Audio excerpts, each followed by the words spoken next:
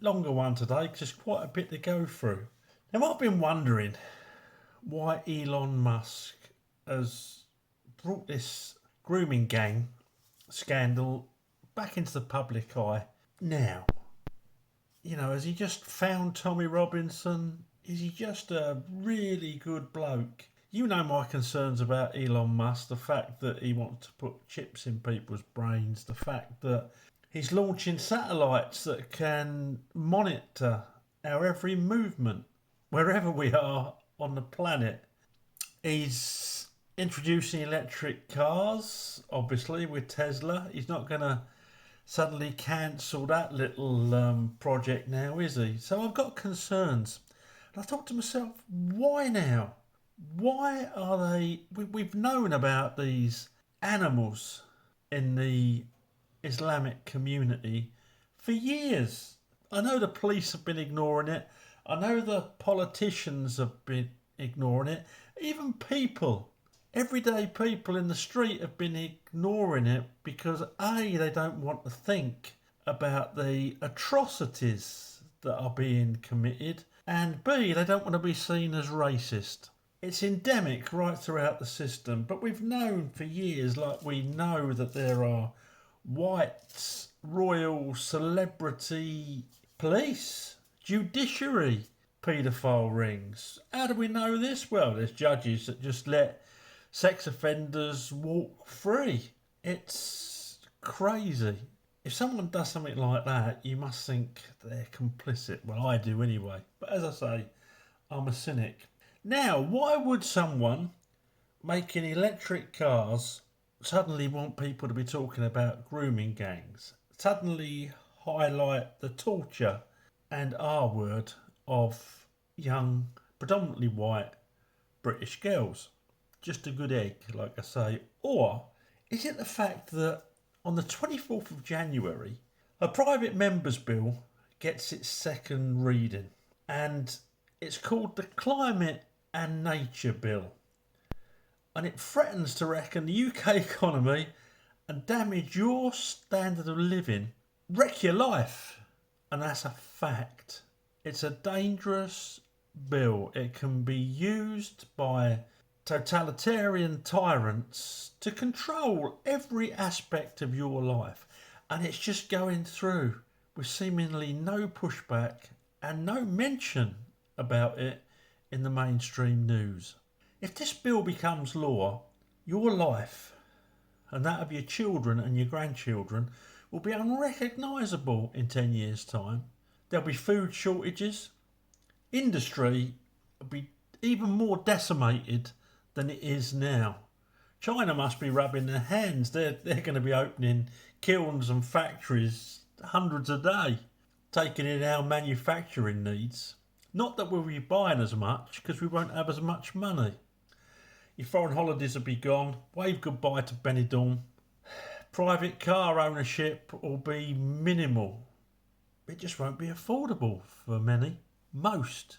In fact, what we take for granted today will be unaffordable for most. You'll own nothing and you'll be happy. Have you heard that before? I don't think we're going to be very happy. But then, I'm a cynic. It just goes to show that freedom is hard won and easily lost. The Climate and Nature Bill, now on its second reading with the support of 182 MPs already, claims to save the planet, but it isn't needed. It's a broad, vague law that opens the door to misuse and massive government overreach. The UK already has strong climate laws, like the 2008 Climate Change Act and the 2021 Environmental Act. This bill adds little to those, so why do we need it? Could it be less about protecting the environment and more about control? Control of your lives. You'll own nothing and be happy.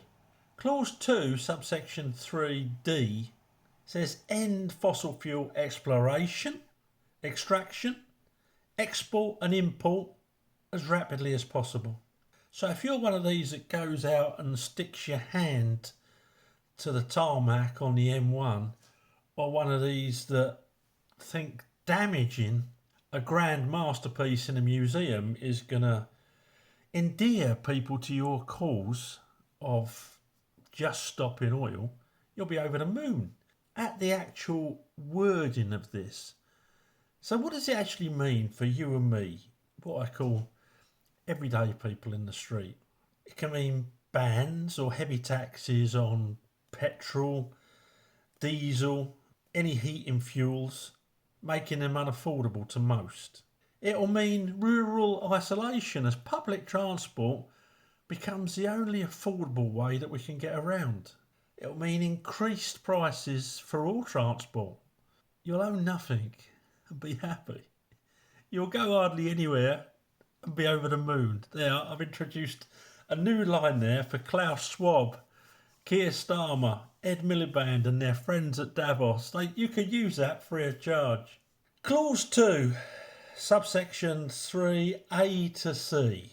What does that say? Well, it says reduce emissions from UK activities and imports to meet the 1.5 degree Celsius global warming limit. We've decimated our industry. Tell China that we're all trying to meet this.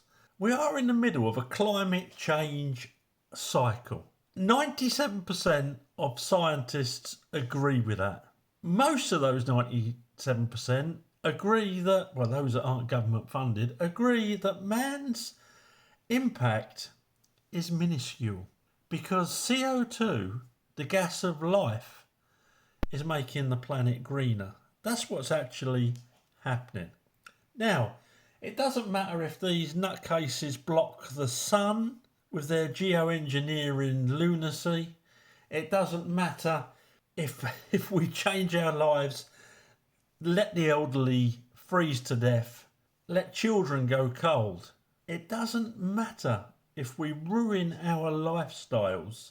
The earth, the universe, is still going to change our climate. It's a fact.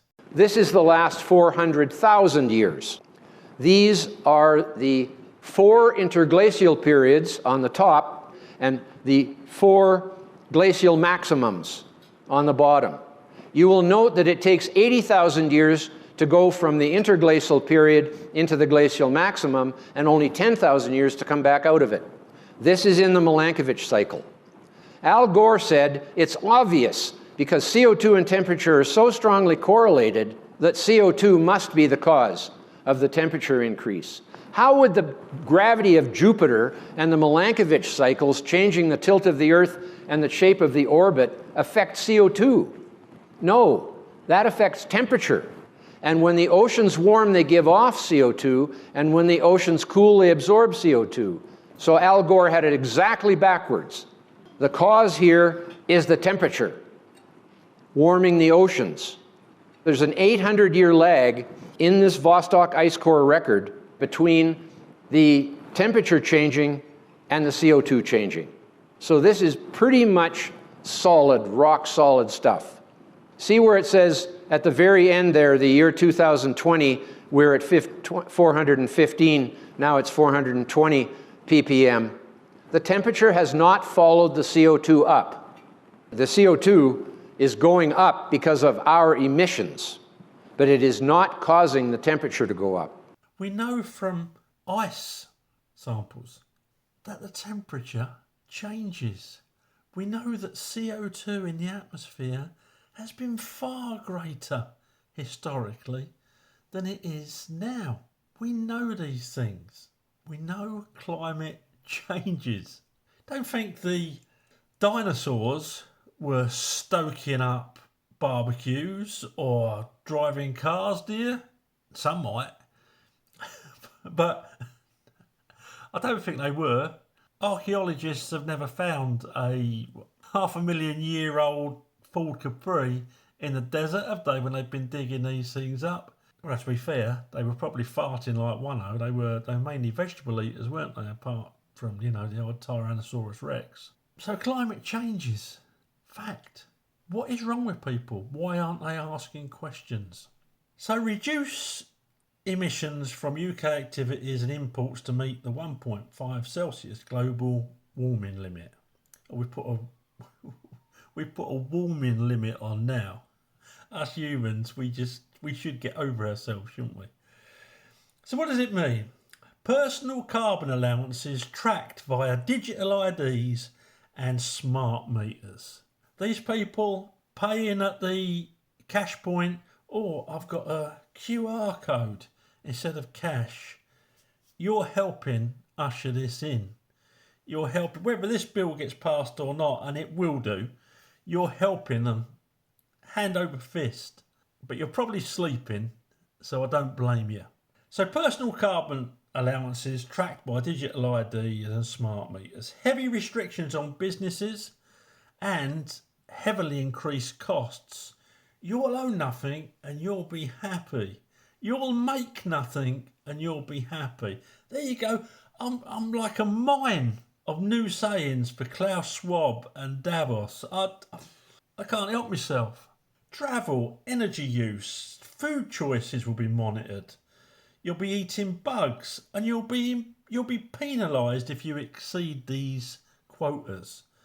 By that time, you'll probably be on a social credit payment. No matter how good your job is, you'll probably be on a social credit payment and they can actually stop that. Or if you're still earning wages, you've got digital banking, they'll be able to stop you using your money if you've exceeded your quota.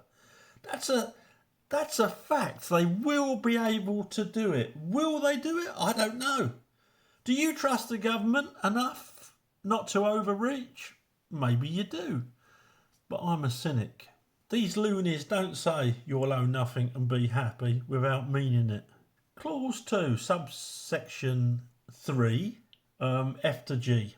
It says restore ecosystems and prioritise conservation. That sounds lovely.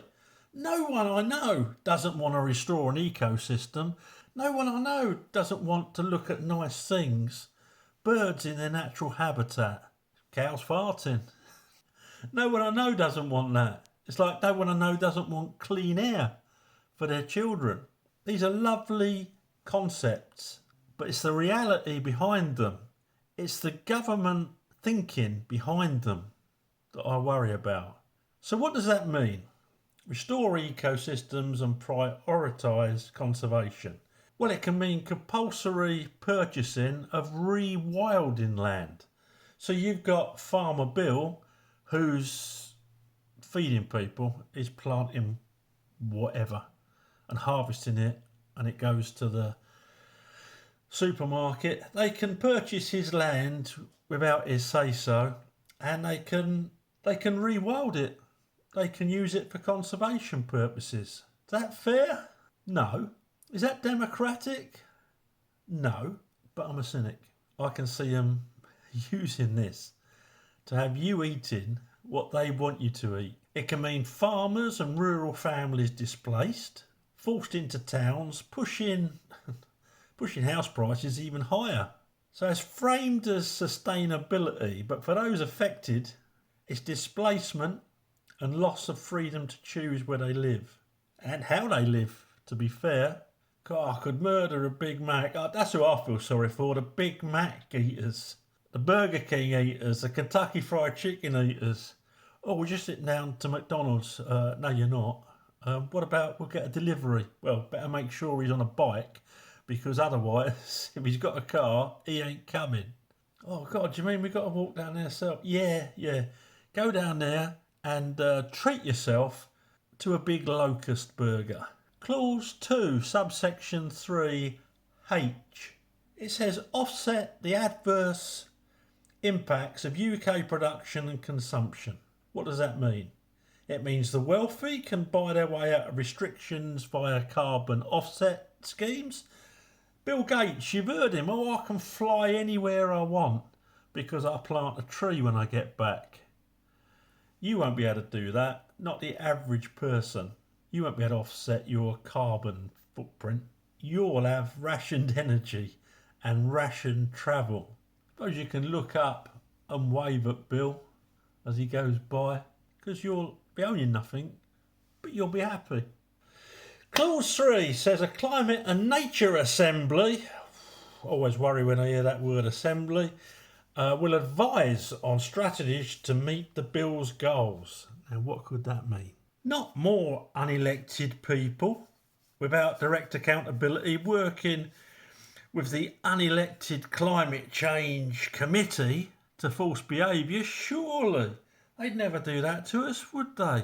Technocrats, not the public, shaping your future based on the toolkits from the United Nations and lobbying from global corporations. Something else that's in the hands of unelected people. People put in place by the powers that be, by the lobbying corporations. Do you want that? You've got even less of a say over your life, and that say is diminishing pretty fast now. We've been told for 60 years that as the carbon dioxide rates increase and the temperatures inexorably rise, that what will inevitably happen is that the semi-arid areas will turn arid and the deserts will expand. But what's actually happened, and The opposite. not just the opposite in a little way, the opposite in an absolutely mind-blowing and unequivocal way, which is what's happened is that because we're actually in a carbon dioxide drought, which is also what your data point to, we're down to about 430 parts per million and plants start to die at 150 parts per million. The plants are literally metaphorically gasping for breath. So now carbon dioxide levels have gone up and not even that much. And the consequence of that is that the plants are thriving in comparison. And this has happened over only a 20-year period. And so the amount of the earth that's greened since the year 2000 is equivalent to the total land area of the United States, right? Not only that, there's been a marked improvement in crop production. It's like 13 to 15%. So not only is the planet not desertifying, it's doing the opposite. And near the deserts, right, in semi-arid areas, plus instead of that being a threat to food production, it's actually enhanced food production worldwide. So my sense is that if we weren't ideologically addled and we were looking just at the straight data with the eyes of, let's say, new investigators, we'd look at the release of carbon dioxide, of the plant-based carbon dioxide sequestration from the fossil fuel reservoirs as the return of a necessary nutrient to the atmosphere, and we would consider it a net positive. Not only does it indicate that the desertification by carbon dioxide hypothesis is erroneous, it's actually the opposite of that. It's literally an anti-truth, the notion that carbon dioxide will cause desertification. And it seems to me that environmentally oriented people should be thrilled that the planet has become substantially greener and that agricultural land is more productive because it means we'd have to use less of it. So what do you think of that? What do you make of that? You studied well.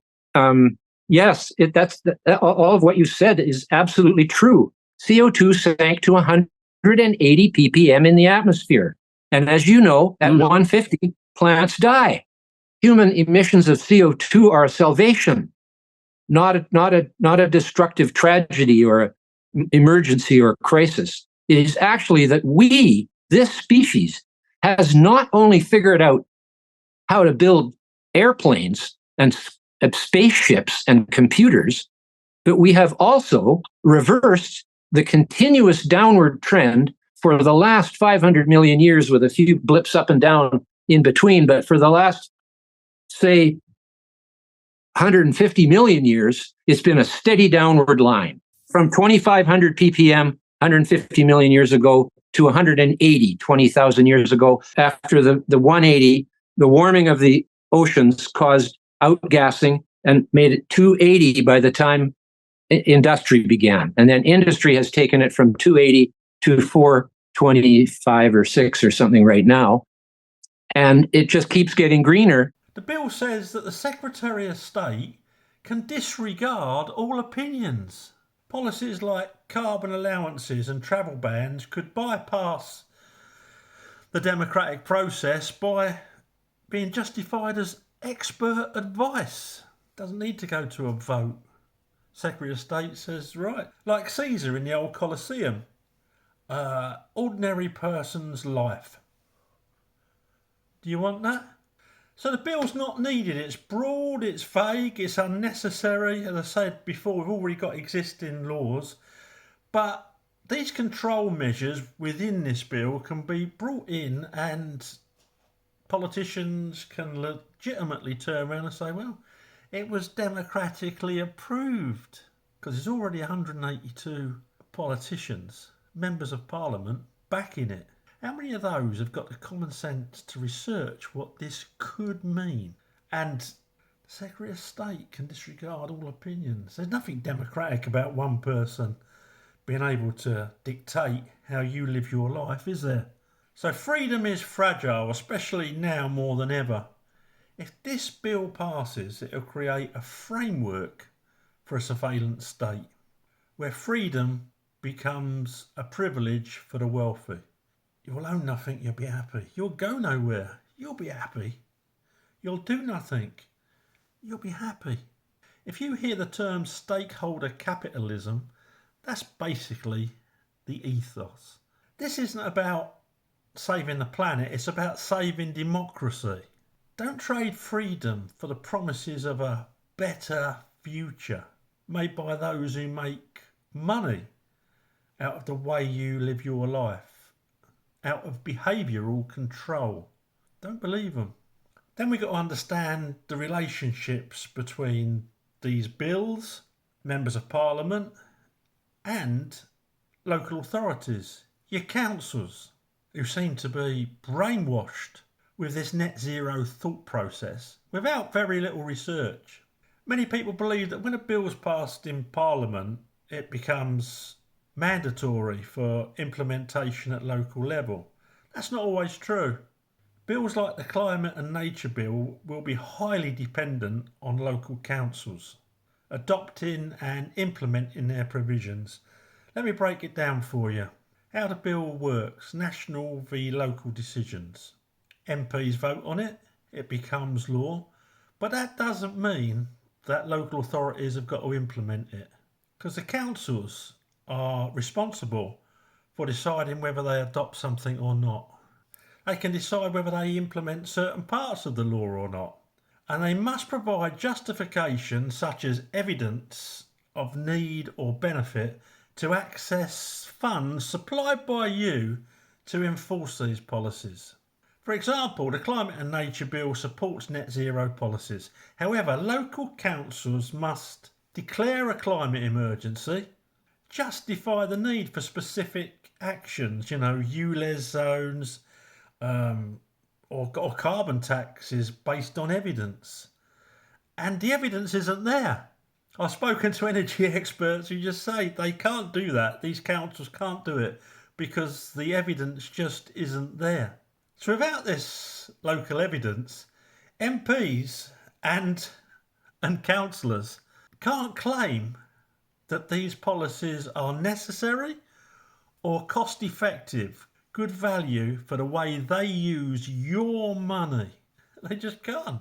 The Climate and Nature Bill builds on climate emergency declarations made by councils, or a lot of them.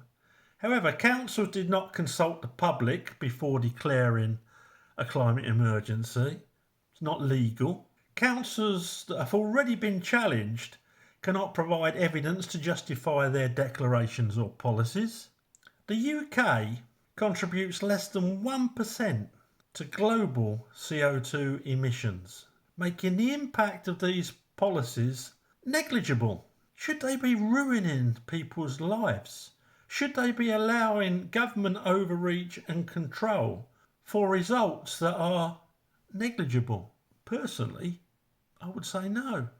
What do all you critical thinkers out there think? Genuinely, I'd like to know.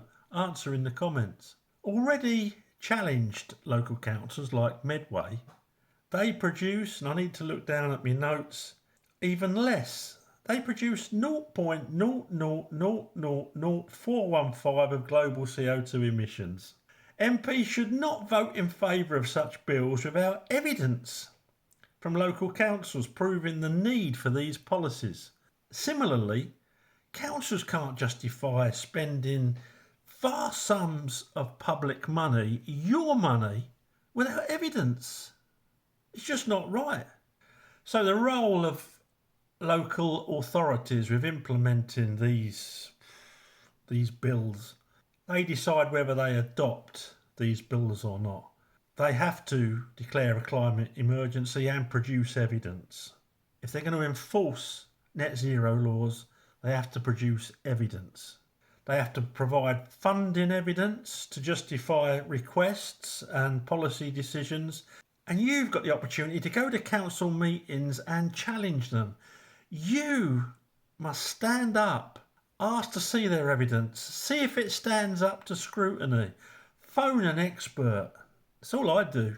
And say, no, that's not right. Create awareness in your local community. Write to your MP. Get involved in saving the lives of your children and your children's children, because a lot of these councils and a lot of these MPs are probably not actively involved in pushing a tyrannical agenda, but they're ignorant to what they're actually doing. So as a précis, if a council can't produce evidence for the need of policies under the Climate and Nature Bill, it has no grounds to implement those policies or claim public funds. I think MPs and I think councillors forget that they're dealing with public funds. It's not their money to do what they want. So come on, councillors, come on, members of parliament, do your own research. Ask experts who aren't funded by government institutions and government departments. You'll get a totally different view on things. Trust me, I've done it. So write to your Member of Parliament. I'll leave a link below on how to contact them, and I'll even leave a letter available for them if you'd like me to do that. Question whether councils in their area have provided evidence supporting the need for the bill, and challenge the local councils. They've got to be held accountable for declaring climate emergencies and implementing those related policies while spending your money. Just ask them, email them. What evidence was used to declare a climate emergency in this area? How does the council justify spending public funds when the result of our efforts is going to be negligible? Was there a public consultation before adopting these policies? So what's our action plan? Who don't want to live in a tyrannical state? Even more tyrannical than it is under Starmer, where you can't say certain things or have certain opinions, or you're right wing and down the road you go. Sex offenders, yeah, fine, leave them out of prison. If you say the wrong thing, oh, there you go, get in the cell. It's tyranny, it's government overreach, and bills like this are going to make it even worse. They'll invade even more aspects of your life. And all we really want is freedom to live our life the way we want to, surely. That's all I want anyway. So we need to educate the public that you can challenge these things. We need people to write to their MPs, we need people to write to their council, call their council, find out who their councillors are. Don't forget, this goes through on the 24th of January this year. We need you to act now. So write to your MP and demand that they vote based on local evidence, and ask what the evidence was. Many people, when writing to MPs, they sort of focus on explaining how a policy is dangerous or personally harmful. While these concerns are valid, they often turn into debates and they're easily dismissed as your opinion versus mine. Instead, challenge these MPs and councillors based on regulations and their legal obligations. Ask them why they're voting in support of the bill. Have they ensured that necessary evidence from local councils has been provided? Are they fulfilling their duty to scrutinise policies and ensure they serve the public good? And then what you've got to do, attend council meetings. Ask councillors to explain their climate emergency declarations, and they've got to provide clear evidence. Holding them accountable locally strengthens your case nationally. raise awareness, look up, share information on CO2. What's happened to the planet in the last 20 years? It's got greener because of the CO2. CO2 is historically at one of its all-time lows. Yes, it's raised from, 30 years ago. But historically, throughout history, it's at one of its all-time lows. Collaborate locally. Work with other people to attend these council meetings. And challenge unjustifiable decisions made at council level. I know how councils can spread false information. An example, on the Isle of Wight, Councillor Carl Love, I believe he's head of the council, made it plain on social media that the party that I supported, the Alliance for Democracy and Freedom, was some far-right, nutty Christian group with links to Christian radicals in the United States. Nothing could be further from the truth, but the guy wrote it on social media and people believed it because he was a councillor. A prime example, I have actually put a complaint in, but the council haven't got back to me. There's a shock. But a prime example of how councils can spread disinformation, misinformation by using their elevated place in the community to poor effect. Would I trust that guy to do any research on CO2? Would I trust that guy to do any research into the Climate and Nature Bill? No, I wouldn't trust him to babysit my goldfish while I went away for 2 days. So why would I trust him? Go to the council meetings and ask to see their evidence. Not just on this, on everything where you think that the public purse could be better spent. By focusing on the legal and procedural basis for decisions, you create a stronger argument that authorities can't dismiss. It's in their own rules. They can't dismiss them as subjective or irrelevant. And this approach will compel MPs and councils to answer direct questions about their compliance with obligations rather than engaging in endless debates. Bit long-winded, but it needed to be said.